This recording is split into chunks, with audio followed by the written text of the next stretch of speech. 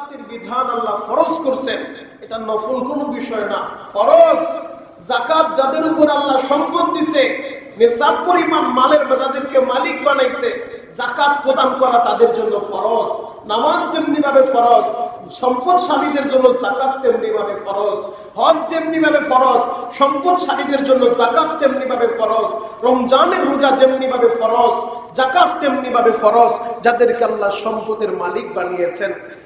আল্লাহ নবী সাল্লাল্লাহু আলাইহি ওয়াসাল্লাম বলেন, যারা নামাজ এবং যাকাতকে আলাদা করতে চায়, যারা যাকাতকে নামাজ থেকে আলাদা করে দিতে চায়, যে নামাজ ঠিকমতো আদায় করে কিন্তু যাকাতের ব্যাপারে গরিমসি করে, যাকাত দিতে চায় না, নবী সাল্লাল্লাহু আলাইহি ওয়াসাল্লাম বলেন তাদের জন্য রয়েছে কঠোর শাস্তি। এমনকি আল্লাহ পাক রব্বুল আলামিন কালামে পাকে বলেন, ফাবাশশিরহুম বিআযাবিন আলীম, আপনি তাদেরকে আযাবের সুসংবাদ দেন। আযাবের কি সুসংবাদ হয়? আর জোরে বলেন, সুসংবাদ হয়? আযাবের তো সুসংবাদ হয় না, কিন্তু আল্লাহ তিরস্কার করে বলে, যাদেরকে আমি আল্লাহ সম্পদ দিলাম, যাদেরকে স্বর্ণ অলংকারের মালিক বানাইলাম, কিন্তু তারা যাকাত প্রদান করে না, আপনি তাদেরকে আযাবের সুসংবাদ দেন। তাদের জন্য রয়েছে যন্ত্রণাদায়ক শাস্তি, কঠিন শাস্তি। শুধু তাই না, সাকর নামক জাহান্নামের ভিতরে যখন জাহান্নামীদেরকে আগুনে জ্বালাইতে থাকবে, তখন প্রশ্ন করা হবে, কেন তোমরা জাহান্নামে আসলা? এই সাকর নামক জাহান্নামে আসার কারণটা কি? তখন তারা বলবে, এক নাম্বার জাহান্নামীরা আগুনে জ্বলবে, আর এক নাম্বার যে জবাবটা দিবে, ক্বালু লাম নাকু মিনাল মুসাল্লিন। এক নাম্বার জবাব হবে, আমরা নামাজি ছিলাম না, আমরা মুসল্লি ছিলাম না, আমরা নামাজ না করার কারণে সাকর নামক জাহান্নামের ভিতরে আল্লাহ নিয়ে আসছে। এই সাকর নামক জাহান্নামের যন্ত্রণা আমরা সহ্য করতেছি। এক নাম্বার আমাদের ভুল ছিল, আমরা মুসল্লি ছিলাম না, লাম নাকু মিনাল মুসাল্লিন ওয়া লাম নাকু নুতঈমুল মিসকিন। দ্বিতীয় নাম্বার আমাদের অপরাধ ছিল, আমরা মিসকিনদেরকে খাবার খাওয়াইতাম না, মিসকিনদেরকে আমরা খাবার দিতাম না।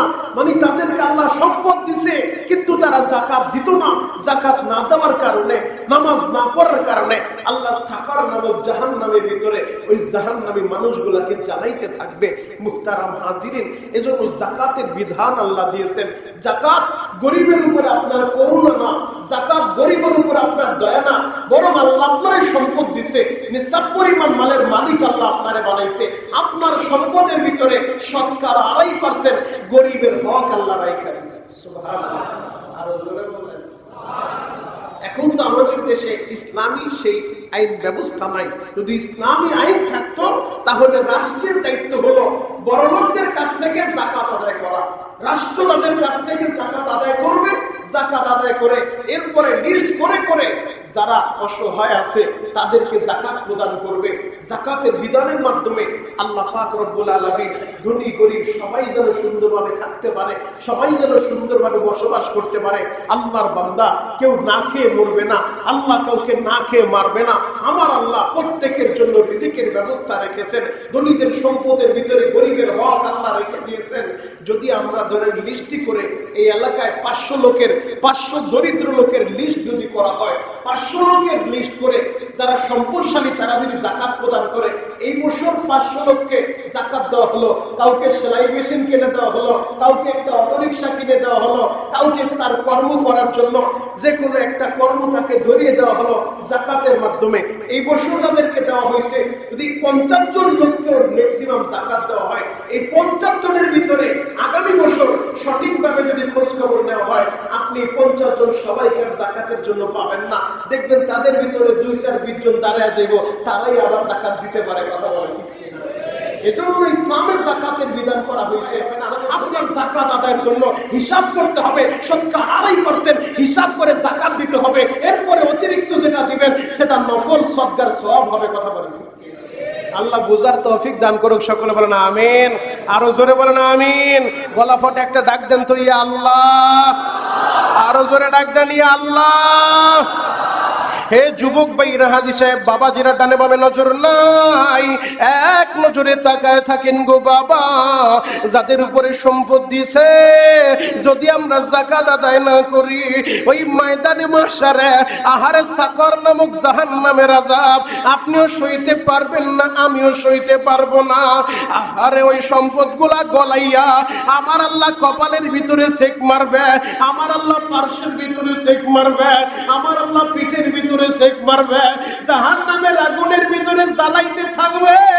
ওই মানুষগুলা চিৎকার মারবে আর বলবে, ক্বালু লাম নাকু মিনাল মুসাল্লিন, আমরা মুসল্লি ছিলাম না, আমরা নামাজি ছিলাম না, ওয়া লাম নাকু নুতঈমুল মিসকিন, আমরা মিসকিনদের খাবার খাওয়াইতাম না, অভাবীদের খাবার খাওয়াইতাম না, আমরা যাকাত প্রদান করতাম না, এই জন্যই জাহান্নামের আযাব আজকে আমাদের সহ্য করতে হইতেছে। আমার যুবক ভাইরা, হাজী সাহেব বাবাজিরা, চোখের পানি দিয়ে আল্লাহর দরবারে দরখাস্ত দেন, মাওলা আপনি আমাদের সবাইরে মাফ করে দেন। আপনার নবী বলছে যে রমজান পায়ও জীবনের গুনাহ মাফ করাইতে পারবে না, তার ধ্বংস অনিবার্য, সে ধ্বংস হয়ে যাবে। ও দয়ার আল্লাহ, আজকে 14 রমজান চলে যায়, রহমতের 10 দিন চলে গেছে, মাগফিরাতের দিনগুলো দেখতে দেখতে শেষ হয়ে যায়। জানি না আপনি আমাদেরকে মাফ করছেন কিনা। আল্লাহ, ওই কবরের ভিতরে বৈশা আমাদের মুরব্বীরা তো দুনিয়ার মানুষের দিকে তাকায় আছে। ও মাহারা ছেলেরা, তোমার মা কবরে বৈশা বারবার চিৎকার মারে আর বলতে থাকে, ও আব্দুল্লাহ আমাদের জন্য দোয়া কর, কারণ রমজান মাসে আমার নবী বলছে রমজানের চাঁদ যখন উদিত হয় জাহান্নামের দরজাগুলা বন্ধ হয়ে যায়, জান্নাতের দরজাগুলা ওপেন হয়ে যায়। এরপরেও কবরবাসীরা কবরের ভিতরে চিন্তিত, আর কয়েকদিন পরেই তো কার কবরে যেন আবার 99টা সাপ উপস্থিত হয়ে যাবে, আর মাত্র 16 দিন পরে আবার কার কবরে ওই জাহান্নামের আগুন দাউ দাউ করে জ্বলতে থাকবে। এজন্যই কবরে শুয়ে মা বাবা চিৎকার মারে, মুরব্বীরা চিৎকার মারতে থাকে, আমাদের জন্য কিছু পাঠাও, আমাদের জন্য দোয়া করো। ও আমার মা হারা বাইরা রে, ও আমার বাপ হারা বাইরা, ওই মা বাবার কথাটা স্মরণ কইরা, ওই দাদা দাদির কথাটা স্মরণ কইরা, ওই নানা নানির কথাটা স্মরণ কইরা, ওই মুরব্বীদের কথাটা স্মরণ কইরা রমজানের দ্বিতীয় জুমায় চোখের পানি দিয়া আমার মাওলার দরবারে দরখাস্ত দেন, ও দয়ার আল্লাহ, রমজানের খাতিরে যেমনি ভাবে তুমি আমার মুরব্বীদের কবরের আযাব বন্ধ করে দিছ, মালিকের রে, আমি চোখের পানি জড়াইয়া জুমার আগে দরখাস্ত দিলাম, আমার মার কবরে জাহান্নামের আগুন জ্বালায়ও না, আমার বাবার কবরে রমজানের পরে আর 99টা সাপ পাঠায়ও না। আল্লাহ, দুনিয়ার গরম সইতে পারি না, ওই জাহান্নামের আযাব কেমনে সহ্য করব। আল্লাহ, তুমি আমাদের সবাইকে মাফ করে দাও। চিৎকার মেরে বলেন আমিন, আরো জোরে বলেন আমিন। তাহলে রমজান মাসে বেশি বেশি চোখের পানি ঝরানো দরকার আছে না নাই? এই মাগফিরাতের রজনীতে বেশি বেশি ইস্তিগফার করবেন, বেশি বেশি আল্লাহর কাছে ক্ষমা চাইবেন, আর শেষ 10 দিন বেশি বেশি বলবেন, আল্লাহুম্মা আজিরনি মিনান নার, আল্লাহুম্মা আজিরনি মিনান নার, আল্লাহ জাহান্নামের আগুন থেকে আমারে মুক্তি দাও। আর বেশি বেশি এই দোয়াটা করবেন, রব্বানা আতিনা ফিদ দুনিয়া হাসানা ওয়া ফিল আখিরাতি হাসানা ওয়া কিনা আযাবান নার। আল্লাহ وفضل الزمان على الزمان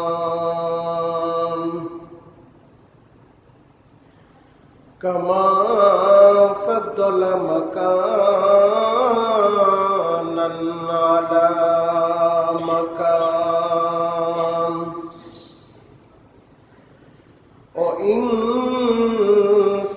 وإنسانا على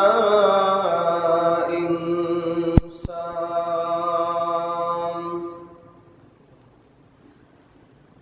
ونشهد أن لا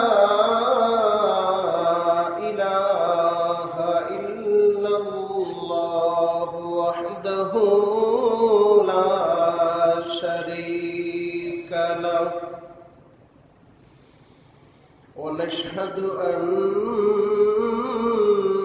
سيدنا ومولانا محمدا عبده ورسوله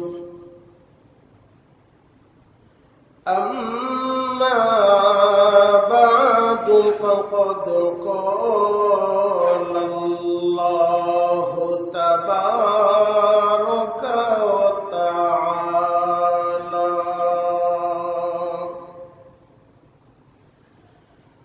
فأعوذ بالله من الشيطان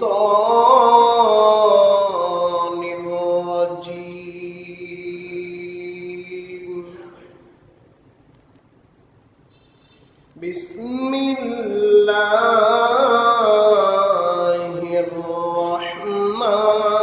الرحمن الرحيم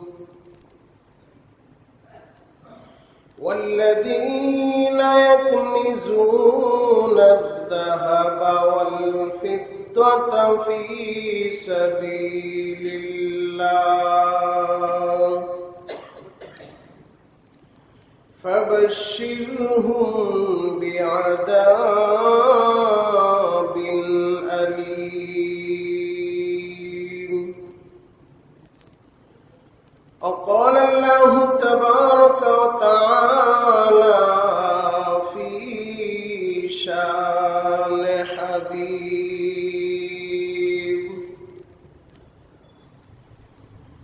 يا أيها الذين آمنوا صلوا عليه وسلموا تسليما اللهم صل على محمد وعلى آل محمد كما صليت على إبراهيم وعلى آل إبراهيم إنك حميد مجيد اللهم بارك على محمد وعلى آل محمد كما باركت على إبراهيم وعلى آل إبراهيم إنك حميد مجيد لا إله لا إله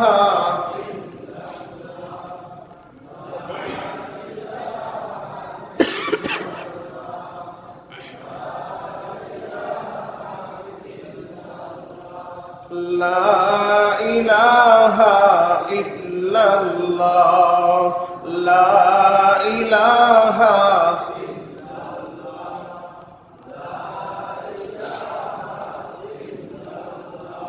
لا إله إلا الله لا إله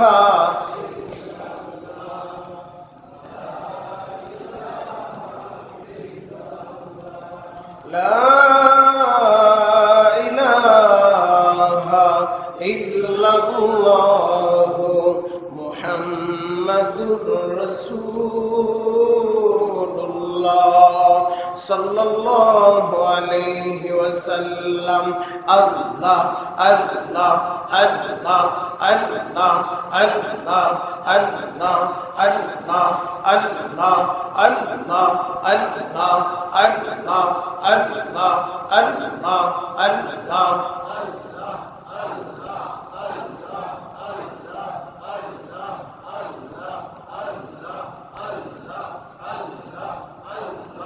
আল্লাহ আল্লাহ আল্লাহ আল্লাহ আল্লাহ আল্লাহ আল্লাহ আল্লাহ আল্লাহ আল্লাহ আল্লাহ আল্লাহ আল্লাহ আল্লাহ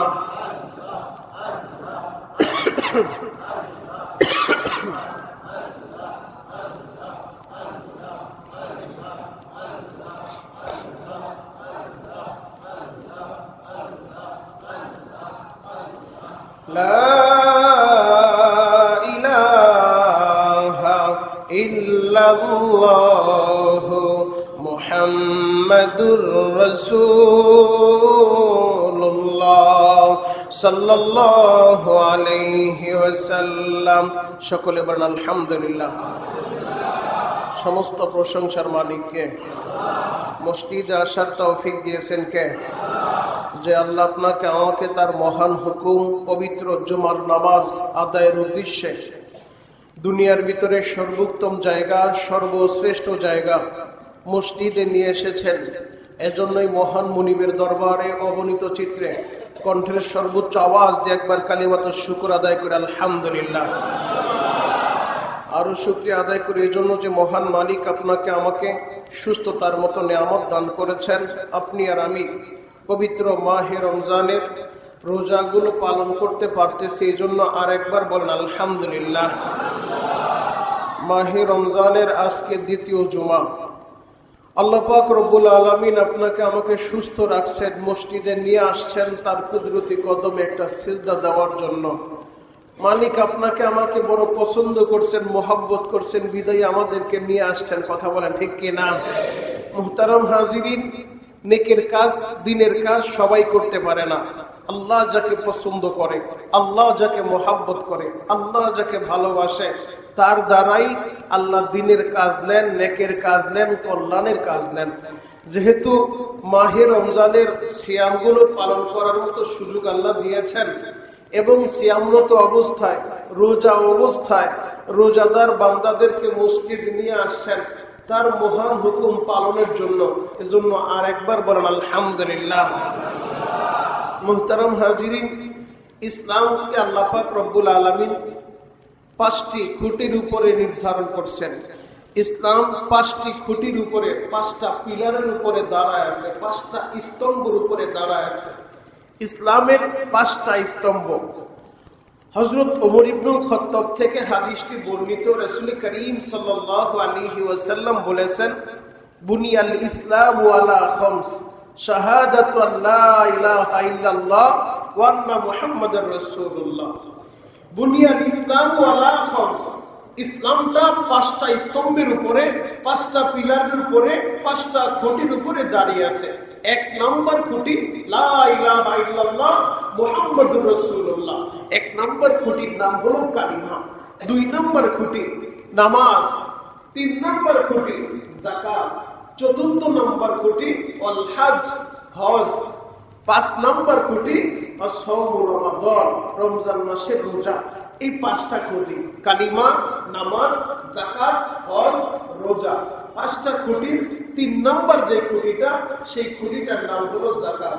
আল্লাহু আকবার বলেন, আর জোরে বলেন আল্লাহু আকবার। 5টা খুঁটির ভিতরে মাঝখানে যে খুঁটিটা দিয়েছে সেই খুঁটির নাম হলো যাকাত। পবিত্র কোরআনে 1 বার 2 বার না, 82 বার 82 জায়গায় আল্লাহ নামাজের কথা বলছে। আর অধিকাংশ জায়গায় যেখানেই নামাজ সেখানেই যাকাত। ওয়াকিমুস সালাহ ওয়া আতুজ যাকাত। বান্দা নামাজ কায়েম করবা, যাকাত প্রদান করবা। সুবহানাল্লাহ। যেখানেই নামাজের কথা সেখানেই যাকাতের কথা। নামাজের সাথে সাথে আল্লাহ যাকাত রাখছেন। এই যাকাতের বিধান এবং যাকাতের খুঁটিটা আল্লাহ 3 নম্বর স্থানে স্থান দিয়েছেন। নবীজি বলেন এই যাকাতটা 3য় স্থানে নবীজি রাখছেন। কারণ একটা তাবু যদি গাড়তে হয়, একটা তাবু গাড়তে হলে মাঝখানের খুঁটিটা একটু শক্তিশালী দিতে হয়, মজবুত দিতে হয়, উঁচু দিতে হয়, তাহলে তাবুটা দাঁড়ায় থাকে। আর যদি মাঝখানের খুঁটিটা দুর্বল হয়ে যায় তাহলে তাবু কিন্তু ঠিক মতো দাঁড়াবে না। আরবের লোকেরা তারা বিভিন্ন জায়গায় সফর করলে তারা ওই তাবু গাড়ত। এখনো পর্যন্ত হাজিরা যখন হজে যায়, হাজিরা তো ভালো করেই জানে মিনার ভিতরে এখনো পর্যন্ত তাবুগুলো আছে না নাই? এখনো পর্যন্ত হাজিরা মিনা এসে তাবুতে থাকে। কারণ তাবুর ওজনও মক্কা মদিনায় বেশি ছিল। তবে মাঝখানের খুঁটিটা যদি দুর্বল হয় তাহলে তাবুর ছাদ টিকবে না, আর তাবুটা টিকাইতে হলে মাঝখানের খুঁটিটা একটু উঁচু দিতে হয়, একটু মোটা তাজা দেখা দিতে হয়, শক্তিশালী দেখা দিতে হয়। তো নবী সাল্লাল্লাহু আলাইহি ওয়াসাল্লাম বললেন, বুনিয়াল ইসলামু আলা খামস, ইসলাম তো 5টা খুঁটির উপরে দাঁড়ায় আছে, 5টা স্তম্ভের উপরে দাঁড়ায় আছে। মাঝখানের যে খুঁটি, সেই খুঁটির নাম হলো যাকাত। সুবহানাল্লাহ। এই যাকাতের বিধান আল্লাহ ফরজ করছেন, এটা নফল কোনো বিষয় না, ফরজ।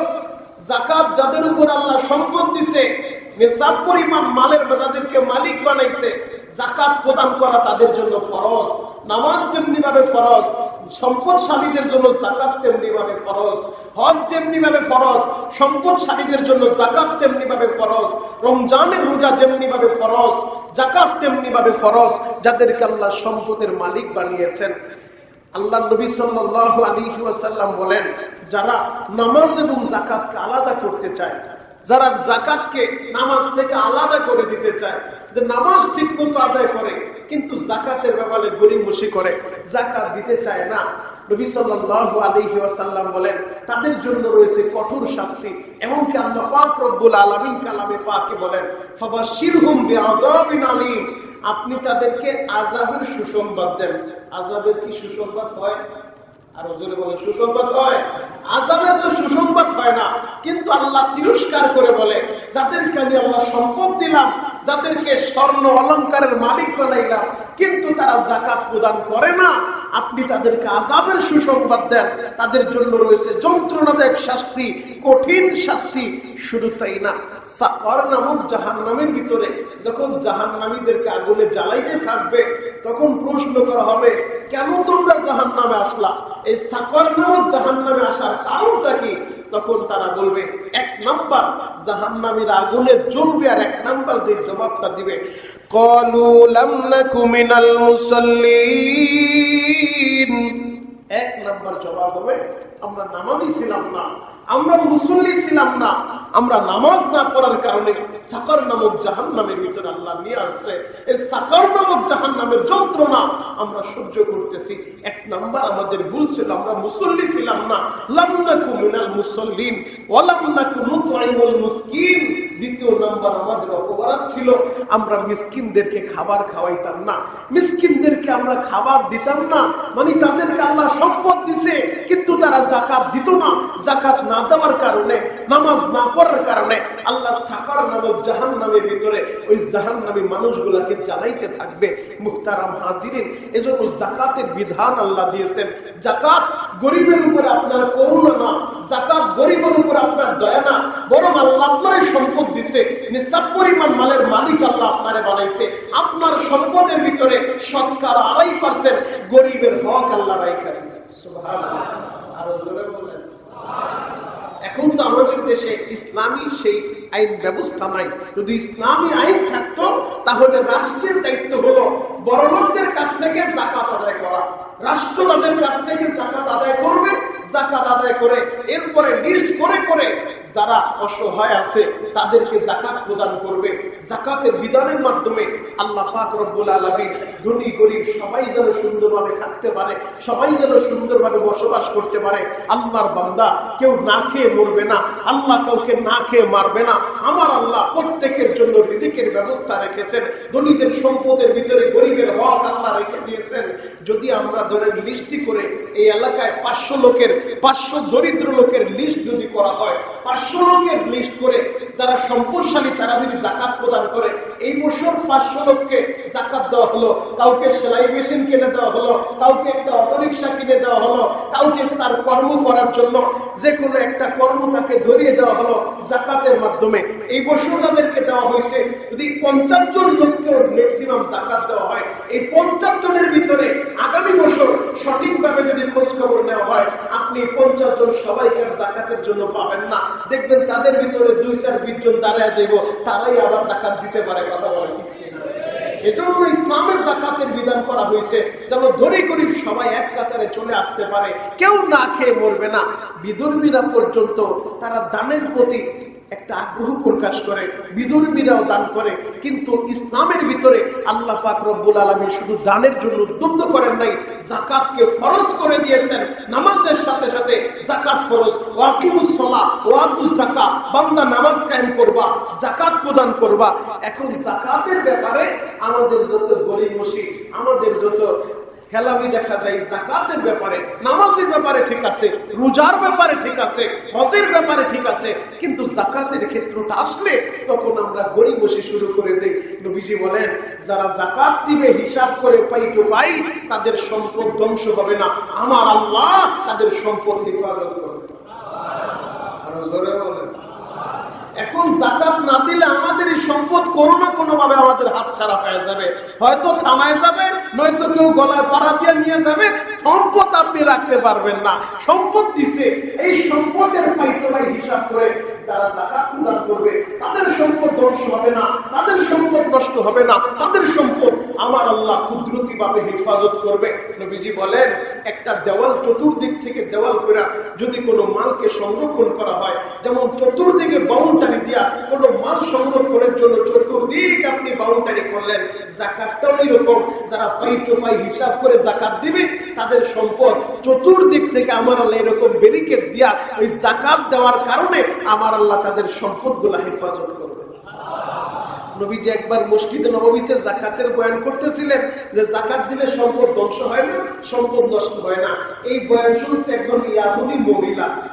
এই বয়ান শুই না একটা দৌড় মারছে বাড়িতে। বাড়িতে যার কোনো কথা নাই, তার যত সম্পদ আছে হিসাব কইরা সে যাকাত দেওয়া শুরু করছে। যদিও সে মুসলমান না, সে ইয়াহুদি, কিন্তু নবীজির বয়ান শুনছে যে যাকাত হিসাব করে দিলে তাদের সম্পদ নষ্ট হয় না। মহিলা সরকার 2.5% হিসাব করে যাকাত দেওয়া শুরু করছে।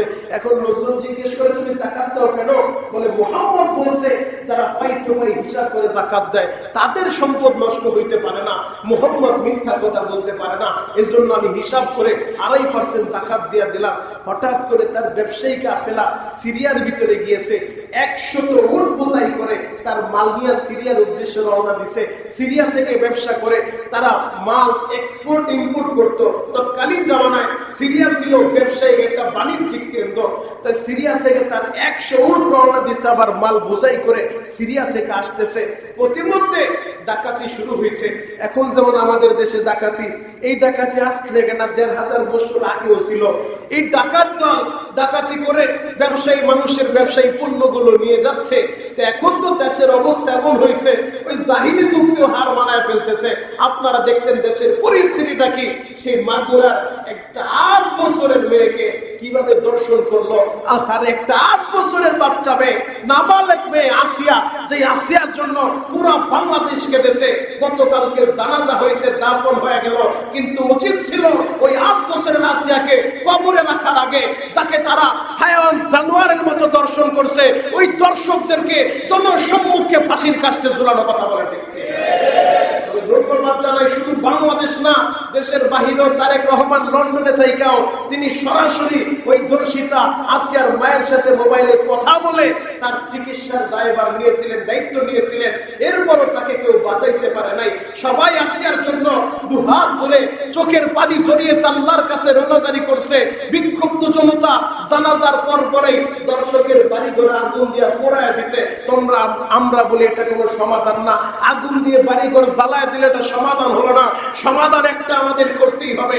আমার এই বাংলাদেশের ভিতরে দর্শকদের জনসম্মুখে জুমার নামাজের পরে বাইতুল মুকাররমের জনসম্মুখে ওদেরকে ফাঁসির কাস্টে ঝুলাইতে হবে। কথা বলা ঠিক কিনা?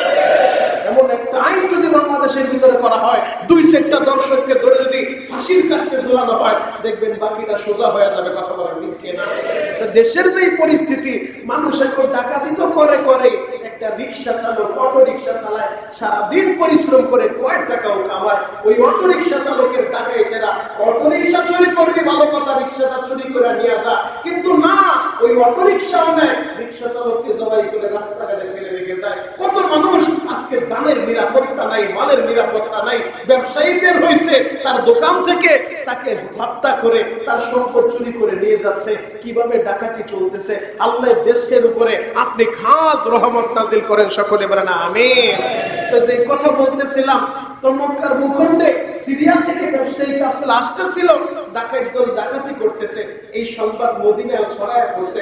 ওই মহিলা চিন্তা করে গেছে, নবী মুহাম্মদ বলছে যাকাত দিলে তার সম্পদ আল্লাহ রক্ষা করবে, আমি তো যাকাত দিছি পাই টু পাই হিসাব করে, আমার সম্পদ তো ধ্বংস হওয়ার কথা না। যদি আমার সম্পদ ধ্বংস হয় তাহলে আমি মুহাম্মদের কাছে গিয়ে আমি তার কাছ থেকে জবাব চাইব, তার কথার ভিতরে কেন সত্যতা নাই।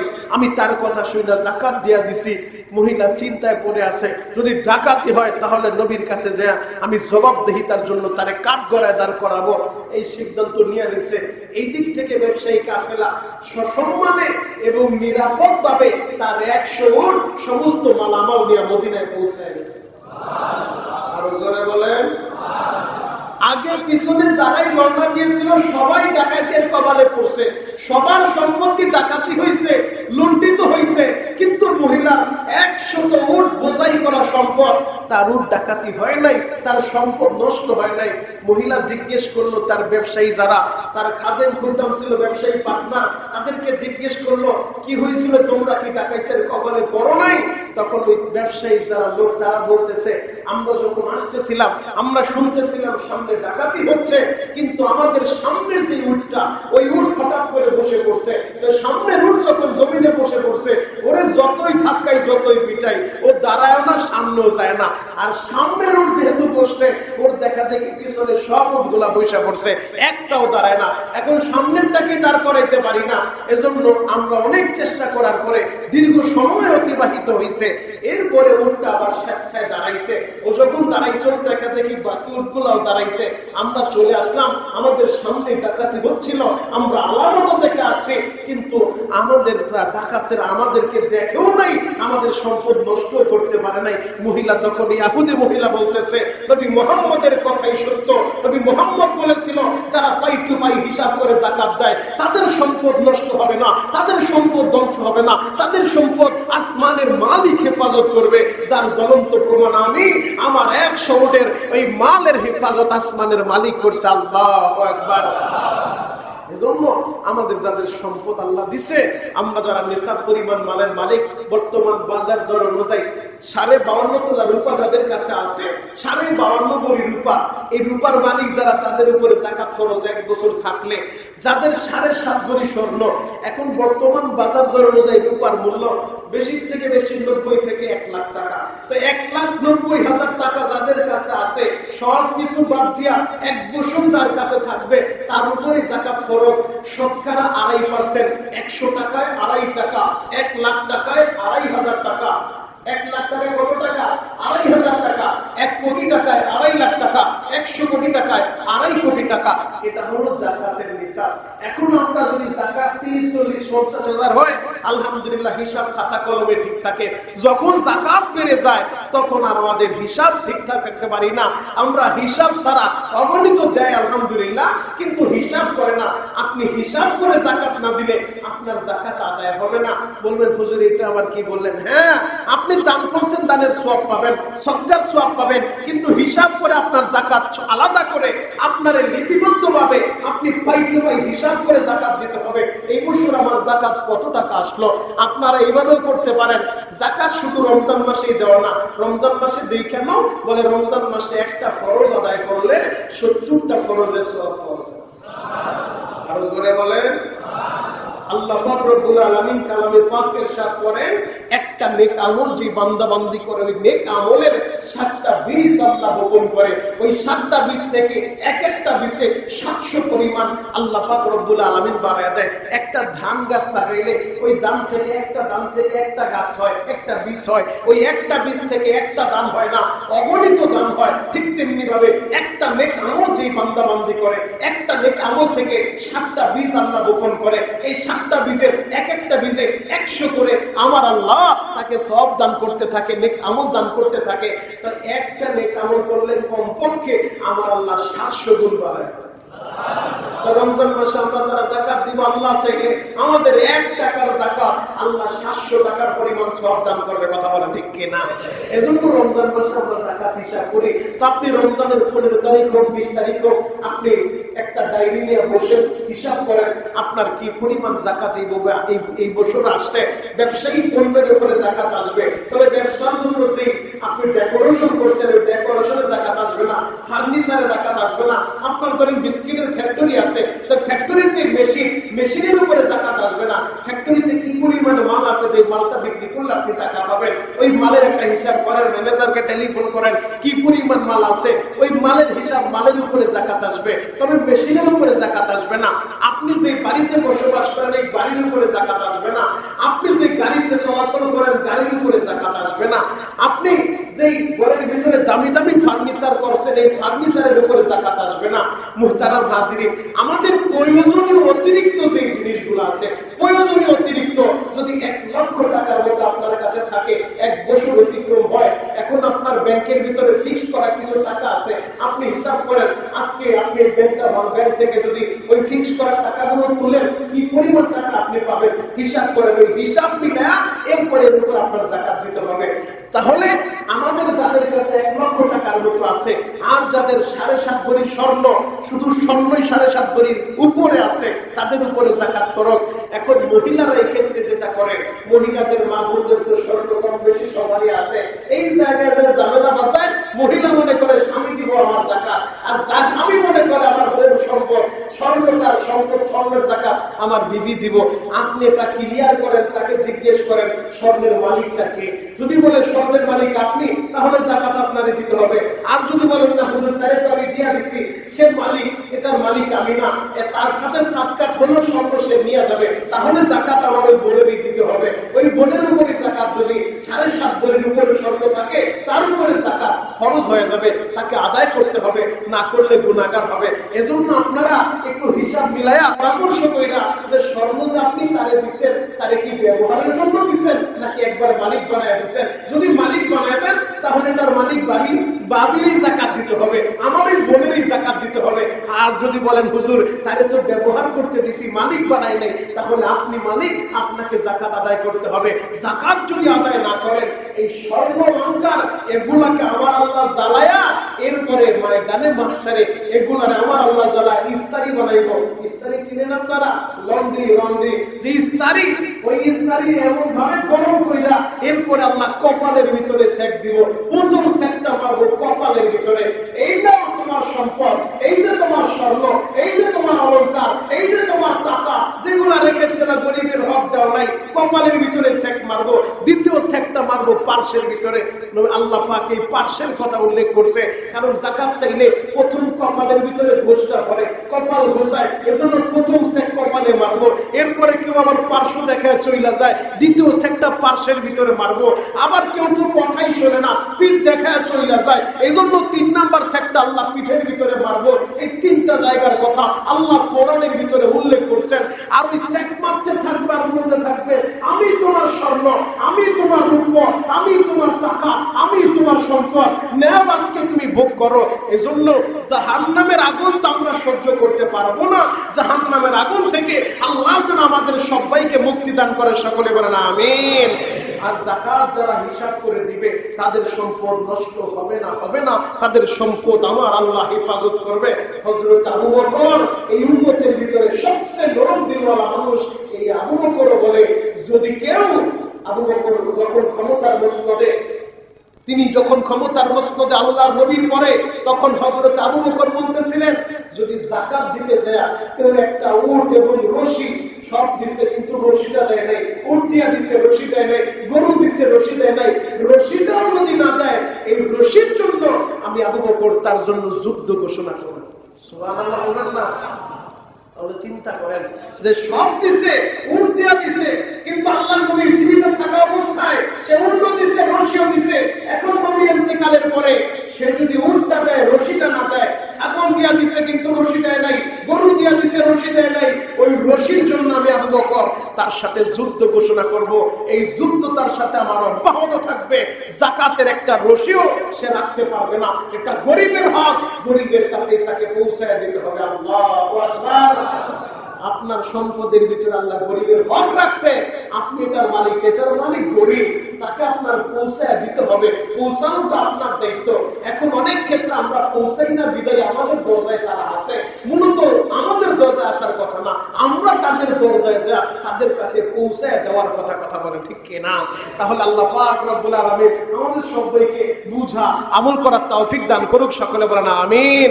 আরো জোরে বলেন আমিন। খারাপ লাগতেছে? গত সময় শুধু ফজিলত, আল্লাহ শুধু মাফ করবো, আল্লাহ জান্নাতের ভিতরে মেহমানদারি করাইবো, সুবহানাল্লাহ। কিন্তু আজকে তো ফজিলত না, আজকে তো অনেক কষ্টের কথা, আজকে তো অনেকের গায়ে লাগবে, আমাদের খারাপ লাগবে। খারাপ লাগলেও কিছু করার নাই। যাকাত আল্লাহ ফরজ করছে ইসলামের 5টা স্তম্ভের ভিতরে 3 নম্বর স্তম্ভের নাম যাকাত। এই যাকাত হলো মাঝখানের খুঁটি। যাকাত আমাদের আদায় করতে হবে। যাদের সম্পদ দিছে আল্লাহ যেন আমাদের সবাইকে সহযোগিতা করে, সাহায্য করে, আমরা যেন পাই টু পাই হিসাব করে যাকাত আদায় করতে পারি। সকলে বলেন আমিন। আর যারা যাকাত আদায় করবেন তাদের জন্য সুসংবাদ হলো, আপনি যদি হিসাব করে যাকাত আদায় করবেন, দেখবেন এই বছর যদি আপনার যাকাত আসে 1 লাখ, এই বছর যদি যাকাত আসে 5 লাখ, এই বছর যদি যাকাত আসে 50,000, আপনি ডায়েরিতে লেখা রাখেন, আগামী বছর আপনার যাকাত বাইরে যাবে। বলবেন হুজুর কেমনে বাড়বো? মানে আমার আল্লাহ আপনার সম্পদ বাড়ায় দিবে। আর জোরে বলেন, আপনার সম্পদ বাড়ায় দিব, আপনার উপরে যাকাত বাইরে যাবে। এজন্য নিয়তকে পরিশুদ্ধ করে ইনশাআল্লাহ, যে আল্লাহ আমার সম্পদে গরিবের হক রাখছে, আমি তার পাই টু পাই হিসাব করে যাকাত প্রদান করে দিব, তাহলে আমার আল্লাহ আপনার সম্পদ বাড়ায় দিব। আগামী বছর আপনার উপরে যাকাত আরো বাইরে যাবে। আল্লাহ আমাদের বুঝার তৌফিক দান করুক। সকলে বলেন আমিন। আর যদি যাকাত আমরা না দেই, ওই জাহান্নামের 1 সেকেন্ডের আযাব আপনিও সইতে পারবেন না, আমিও সইতে পারবো না, পৃথিবীর কেউ সইতে পারবে না। মুহতারাম হাজিরিন, আমার নবী একবার মসজিদে নববীতে আসছেন জুমার নামাজের জন্য। নবীজি নামাজে দাঁড়ায় যাবে, একামত হয়ে গেছে, ওই মুহূর্তে নবীজি নামাজে না দাঁড়ায় আবার রুমের ভিতরে ঢুকছে। রুমের ভিতরে দুইটা কিছু পর আসছে। যদি আমাদের দেশে এমন হালত হইতো, ইমাম সাহেব একেবারে সবাই সুইলা দিতে, কথা বলা ঠিক কিনা? ইমামের সমালোচনা করার কিছু লোক আছে, ওরে বাবা এদের কাজই হলো, মেন্টালিটি হলো ইমামের সমালোচনা কেমনে করা যায়, আলেমের সমালোচনা কেমনে করা যায়। বাড়ির ভিতরে কোনো কাজ কাম নাই, মসজিদে আইসা কিভাবে কোন সুলতান নিয়ে চিল্লানো যায়, বড় দাপট দেখা যায়, গলাটা উঁচু করা যায়, এটা হলো আমাদের হালত। আর নবীর জামানায় নবীর হালত দেখে একামত হয়ে গেছে, নবী রুমে গেছে, রুম থেকে আসছে, এরপর নবীজি জামাতে দাঁড়াইছে, কেউ কোনো প্রশ্ন করার সুযোগ নাই। আল্লাহ নবী আমরা যে নামাজের সময় হইলে 1:30 বাজে জামাত, 1:30 বাজে রাত থেকে অনেকে ঘড়ি দেখতে থাকে, কয়টা বাজলো, কয় মিনিট বাকি আছে। এটা হলো আমাদের অভ্যাস। এই হালত করা যাবে না, আমাদের আমলটা পরিবর্তন করতে হবে। নবীজির জামানায়ও নামাজের নিয়ম ছিল, তবে নিয়মটা কি ঘড়ির টাইম দেখা না। আল্লাহর নবী যখন মসজিদে ঢুকবেন, ইমাম যখন মাসআলা হলো, ইমাম যখন মুসাল্লায় আসবে তখনই দাঁড়াইতে হবে, ইমামের আগে না। ইমাম যদি মসজিদের সামনের গেট দিয়ে আসে, ইমাম ঢুকার সাথে সাথে সবাই দাঁড়াবে, জামাত শুরু হবে। ইমাম যদি পেছন দিক থেকে আসে, তাহলে ইমাম একটা কাতার পাড়ি দিবে, ইমামের পিছনের কাতারে তারা দাঁড়াবে, সামনের কাতারে তারা না। ইমাম আসতে থাকবে, কাতার পাড়ি দিবে, পিছন দিক থেকে লোক দাঁড়াইতে থাকবে। হ্যাঁ, আমাদের হালতের জন্য নির্দিষ্ট একটা সময় করা হয় যে আজানের এত মিনিট পর আমরা জামাতে দাঁড়াবো। এখনো দেখবেন মক্কা মদিনায় আজানের সময় লেখা আছে, জামাতের সময় লেখা নাই। কথা বলেন ঠিক কিনা? আরো জোরে বলেন ঠিক কিনা? আজানের টাইম লেখা আছে, এশারের আজান 8টায় হবে, মাগরিবের আজান 9 টাইমে হবে, আজানের সময় লেখা, জামাতের সময় লেখা নাই। মানে জামাত ইমামের স্বাধীন অনুযায়ী, ইমাম আজান এশারের আজানের 5 মিনিট পরেও দাঁড়ায় যায়, এশার আজানের 20 মিনিট পরেও দাঁড়ায়, ইমাম আসার পরে জামাত হবে। কিন্তু আমাদের অনেকের হালত হলো, আমরা মসজিদে আইসা বিরক্ত বোধ করতে থাকি, কখন দাঁড়ায় না কেন, সময়ের জন্য অপেক্ষা করতে থাকি। মসজিদের ভিতরে আইসা মসজিদে বেশি সময় অবস্থান না করা, মসজিদ থেকে বের হওয়ার জন্য পেরেশান হওয়া দেওয়া, এটা হলো মুনাফিকের আলামত। এই আমলটা যদিও আমরা মুনাফিক না, কিন্তু এই আমলটা তো মুনাফিকের আমলের সাথে মিলে যায়, কারণ মুনাফিকরা তো মসজিদে নেওয়া শুনতে পারে না, কত তাড়াতাড়ি বের হবে। তাহলে এই আমলটা ভালো দেখায় না, এই আমলটা আমাদেরও পরিবর্তন করতে হবে ইনশাআল্লাহ। যদিও আলহামদুলিল্লাহ আমাদের এই মসজিদে এটা নিয়ে কোনো ঝামেলা নাই, এরপরও মাসালা আজকে বলে দিলাম, কথায় কথায় আসলো তাই মাসালা বলে দিলাম। এজন্য মসজিদে আইসা কখনো বিরক্ত বোধ করা যাবে না, অপেক্ষা করতে হবে। মুহতারাম হাজিরিন, যে কথা বলতেছিলাম, একামত হয়েছে, নবী রুমে গেছে, রুম থেকে আসছে, এরপরে জামাতে দাঁড়াইছে। নবী যে নামাজ শেষ করে বলে, সাহাবীরা আমি কেন রুমে গেছি জানো? বলে, ইয়া রাসূলুল্লাহ, ইয়া হাবিবাল্লাহ, আমরা তো জানি না। নবীজি বলেন, আমার সাহাবীরা আমি তো নামাজে দাঁড়ায় তেলাওয়াত করব, ইয়্যাকা না'বুদু ওয়া ইয়্যাকা নাস্তাঈন, আমরা আপনার ইবাদত করি, আপনার কাছে সাহায্য চাই। অথচ আমার রুমের ভিতরে 3টা স্বর্ণ দিয়ে গেছিল এক আল্লাহর বান্দা, ওই স্বর্ণগুলো আমি এখনো দান করতে পারি নাই, ওই স্বর্ণগুলো রুমের ভিতরে রাইখাই যা, আমি কেমনে বলবো ইয়্যাকা না'বুদু ওয়া ইয়্যাকা নাস্তাঈন? এজন্য আমার স্মরণ হওয়ার সাথে সাথে আগে রুমের ভিতরে যায় স্বর্ণ 3টা দান করে এরপরে মসজিদে আসছি। মুহতারাম হাজিরিন, তাহলে চিন্তা করে দেখেন নবীজির হালত কি ছিল। তাহলে জাহান্নামের আযাব আপনিও সইতে পারবেন না, আমিও সইতে পারবো না। এর রমজান পাওয়ার পরেও যারা গুনাহ খাতা মাফ করাইতে পারবে না, তাদের ধ্বংস অনিবার্য। এজন্য চোখের পানি লাগবে, চোখের পানি জোর আল্লাহর কাছে দরখাস্ত দেন, মাওলা হ্যাঁ আপনি আমাদের সকলের সিয়াম, আপনি আমাদের সকলের কিয়াম, আপনি আমাদের সকলের তারাবি কবুল করেন। চিৎকার মেরে বলেন আমিন, আরো জোরে বলেন আমিন। যে কথাটা বলতেছিলাম, হিসাব না করে যাকাত দিলে যাকাত আদায় হবে না, সদকার সওয়াব হবে। উদাহরণ দিই, যদি মাগরিবের আযান হয়, একজন মুসল্লি আসলো, আয়েশা 2 রাকাত নামাজ আদায় করলো, সালাম ফিরাইলো, আবার 2 রাকাত করলো, সালাম ফিরাইলো, আবার 2 রাকাত করলো, কয় রাকাত হইল? কয় রাকাত? সবাই বলেন 6 রাকাত। 6 রাকাত হইলে লোকটা বের হয়ে গেল। আমি জানতে চাই, তার কি মাগরিবের নামাজ আদায় হয়েছে? আরো জোরে বলেন হয়েছে? মাগরিবের নামাজ তো 5 রাকাত, ফরজ 3, সুন্নাত 2, 5 রাকাত। আল্লাহর বান্দা পড়ছে 6 রাকাত, 5 রাকাত ওভারটেক করে 6 রাকাত পড়ছে, কিন্তু তারপরও তার মাগরিব আদায় হবে না। আর আরেক আল্লাহর বান্দা আসছে, আয়েশা 3 রাকাত শুধু ফরজ পড়ছে, সুন্নাত পড়ে নাই, বের হয়ে গেছে। তাহলে তার কি মাগরিব আদায় হয়েছে? আরো জোরে বলেন। যদিও সুন্নাত করে নাই, ফরজ 3 রাকাত ফরজ করে বের হয়ে গেছে, কিন্তু তার মাগরিব আদায় হয়েছে। আরেকজন 6 রাকাত পড়ছে, তার আদায় হয় নাই। কারণ কি? কারণ হলো আল্লাহরই বান্দা, যদিও তিনি তার মন মতো বেশি পড়ছে, 2 রাকাত করে 6 রাকাত নামাজ পড়ছে, সে নফল নামাজের সওয়াব পাবে, কিন্তু মাগরিবের 3 রাকাত আল্লাহতে ফরজ করছে, এই 3 আদায় না করার কারণে মাগরিব আদায় হবে না, ফরজ আদায় হবে না। ঠিক তেমনি ভাবে সৎকার আদায় করছেন, আমার আল্লাহ যাকাত ফরজ করছে, আপনি হিসাব না করে বেহিসাব ভাবে আপনি দিতেছেন, আপনি দান করতেছেন, আপনি আড়াই ওভারটেক করে যদি সরকার 10% দিয়ে দেন, এরপরে যাকাত আদায় হবে না। আপনার যাকাত আদায়ের জন্য হিসাব করতে হবে, সরকার 2.5% হিসাব করে যাকাত দিতে হবে, এরপরে অতিরিক্ত যেটা দিবেন সেটা নফল সদকার সওয়াব হবে। কথা বলেন। আল্লাহ বুঝার তৌফিক দান করুক, সকলে বলেন আমিন, আরো জোরে বলেন আমিন। গলা ফটে একটা ডাক দেন তো, ইয়া আল্লাহ। আরো জোরে ডাক দেন, ইয়া আল্লাহ। হে যুবক ভাইরা, হাজী সাহেব, বাবাজিরা ডানে বামে নজর নাই, এক নজরে তাকায় থাকেন গো বাবা। যাদের উপরে সম্পদ দিছে, যদি আমরা যাকাত আদায় না করি, ওই ময়দানে মাহশারে আহারে সাকর নামক জাহান্নামের আযাব আপনিও সইতে পারবেন না, আমিও সইতে পারবো না। আহারে ওই সম্পদগুলা গলাইয়া আমার আল্লাহ কপালের ভিতরে সেক মারবে, আমার আল্লাহ পার্শ্বের ভিতরে সেক মারবে, আমার আল্লাহ পিঠের ভিতরে সেক মারবে, জাহান্নামের আগুনের ভিতরে জ্বালাইতে থাকবে। ওই মানুষগুলা চিৎকার মারবে আর বলবে, ক্বালু লাম নাকু মিনাল মুসাল্লিন, আমরা মুসল্লি ছিলাম না, আমরা নামাজি ছিলাম না, ওয়া লাম নাকু নুতঈমুল মিসকিন, আমরা মিসকিনদের খাবার খাওয়াইতাম না, অভাবীদের খাবার খাওয়াইতাম না, আমরা যাকাত প্রদান করতাম না, এই জন্যই জাহান্নামের আযাব আজকে আমাদের সহ্য করতে হইতেছে। আমার যুবক ভাইরা, হাজী সাহেব, বাবাজিরা, চোখের পানি দিয়ে আল্লাহর দরবারে দরখাস্ত দেন, মাওলা হ্যাঁ আপনি আমাদের সবাইরে মাফ করে দেন। আপনার নবী বলছে যে রমজান পায়াও জীবনের গুনাহ মাফ করাইতে পারবে না, তার ধ্বংস অনিবার্য, সে ধ্বংস হয়ে যাবে। ও দয়ার আল্লাহ,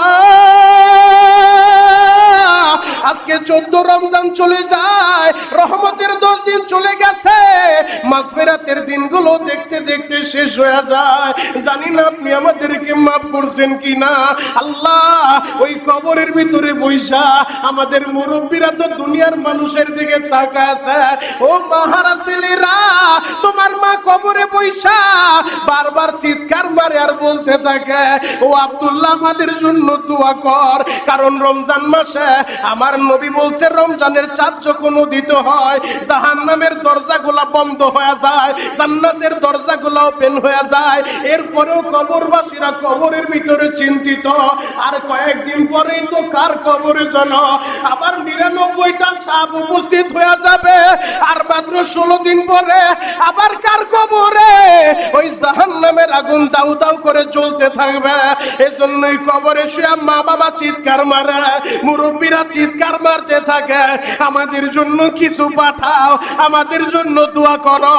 ও আমার মা হারা বাইরা রে, ও আমার বাপ হারা বাইরা, ওই মা বাবার কথাটা স্মরণ কইরা, ওই দাদা দাদির কথাটা স্মরণ কইরা, ওই নানা নানির কথাটা স্মরণ কইরা, ওই মুরব্বীদের কথাটা স্মরণ কইরা রমজানের দ্বিতীয় জুমায় চোখের পানি দিয়া আমার মাওলার দরবারে দরখাস্ত দেন, ও দয়ার আল্লাহ, রমজানের খাতিরে যেমনি ভাবে তুমি আমার মুরব্বীদের কবরের আযাব বন্ধ করে দিছ, মালিকের রে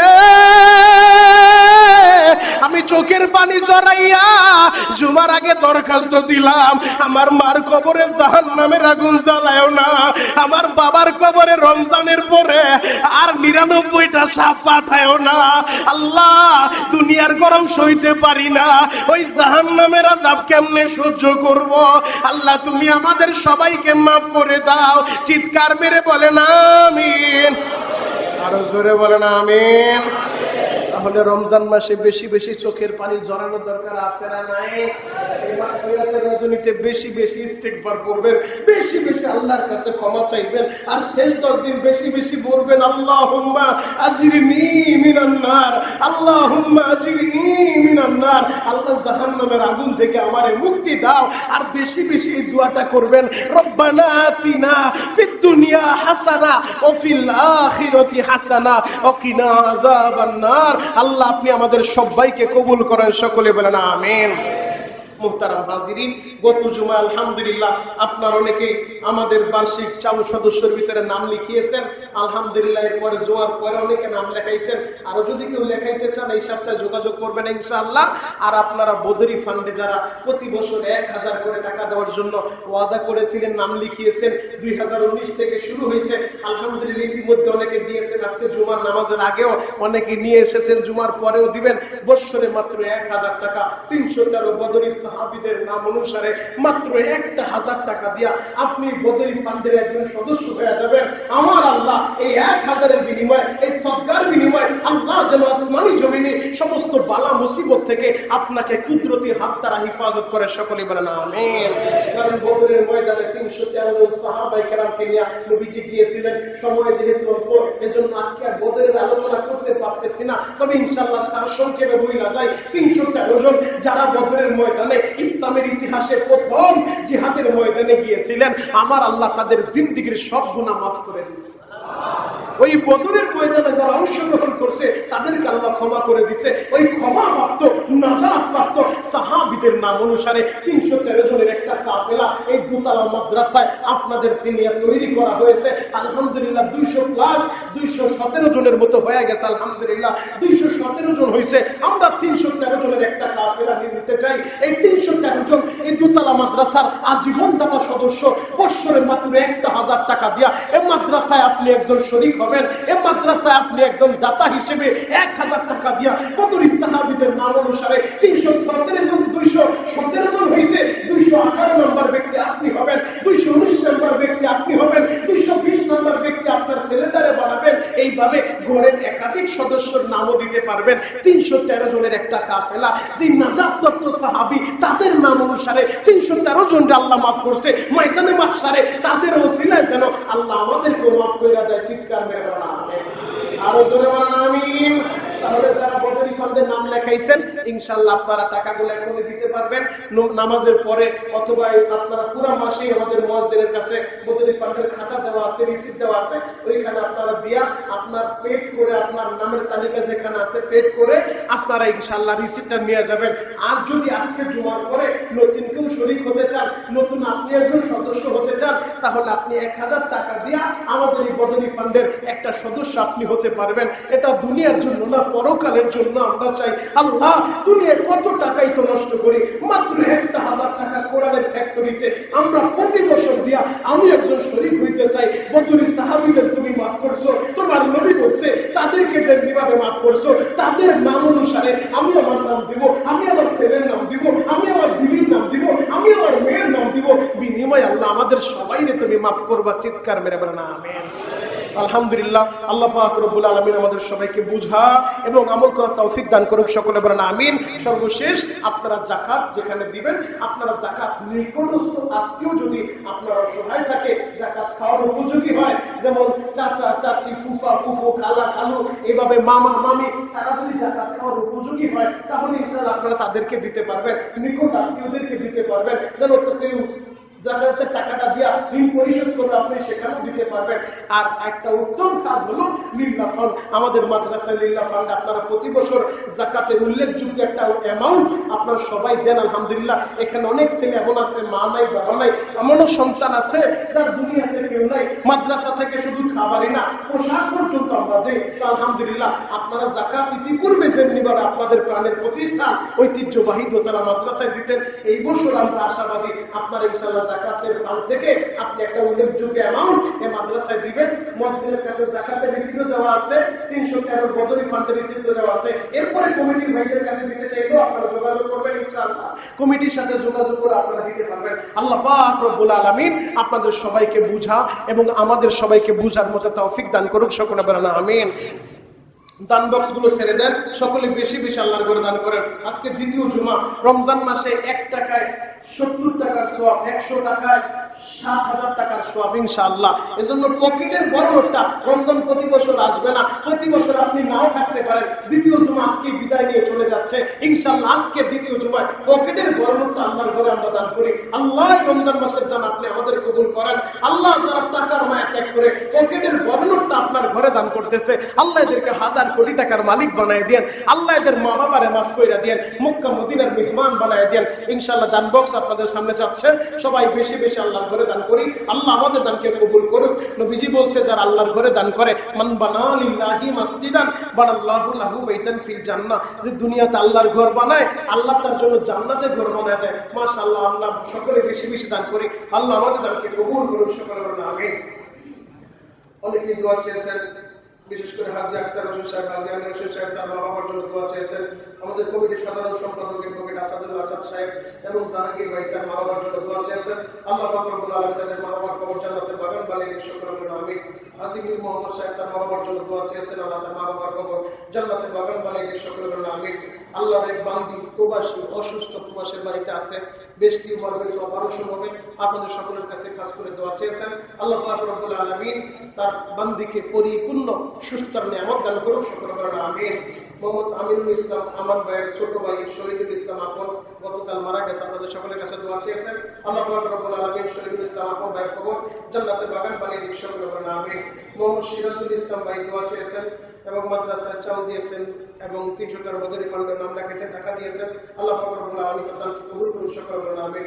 ইখলাস নিয়ে ভাই তার মা বাবার রুহের মাগফিরাত কামনায় দোয়া চেয়েছেন, সুস্থতার জন্য দোয়া চেয়েছেন, তার জন্য, নিজের জন্য, বিবির জন্য।